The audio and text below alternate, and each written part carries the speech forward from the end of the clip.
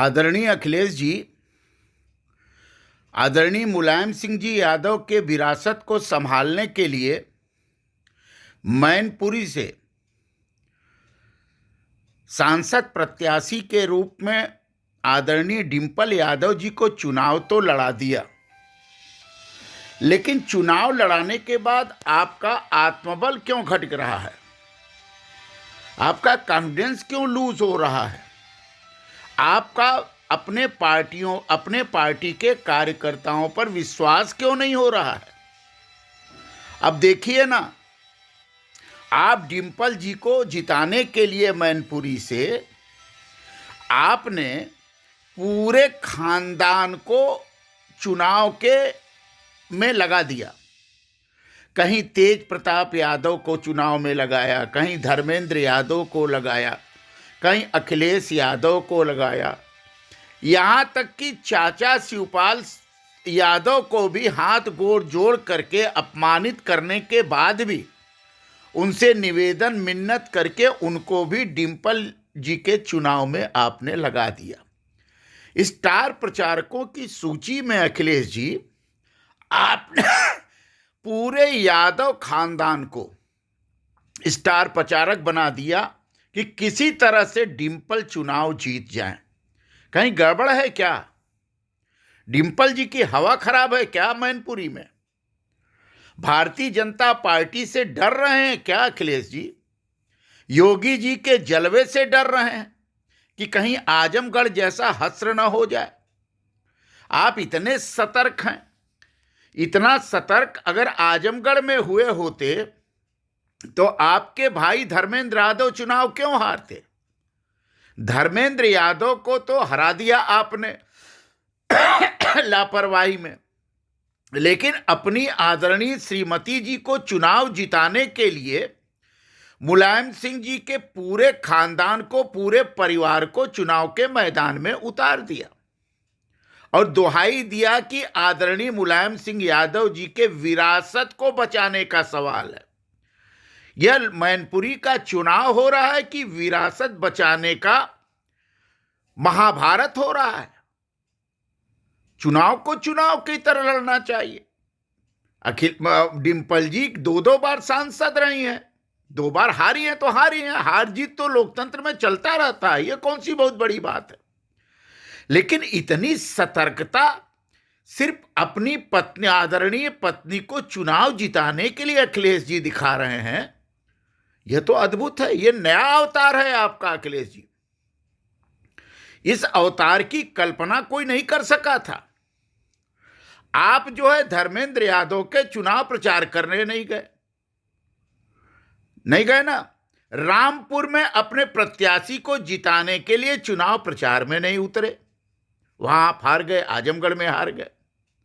और जब श्रीमती जी को उत्साह में आपने प्रत्याशी बनाया तो आप रात दिन एक किए हुए हैं। ये लोकतंत्र का कौन सा वाद है अखिलेश जी? जरा बताइएगा, ये कौन सा वाद है?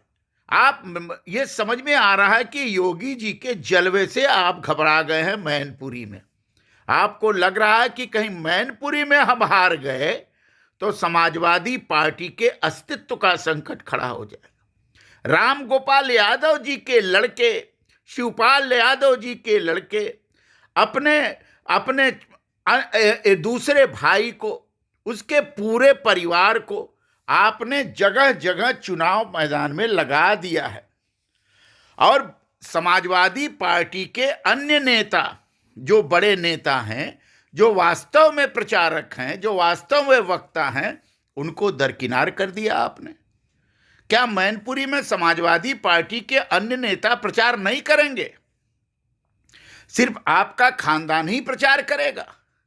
ये लोक समाजवाद है कि खानदानवाद है अखिलेश जी?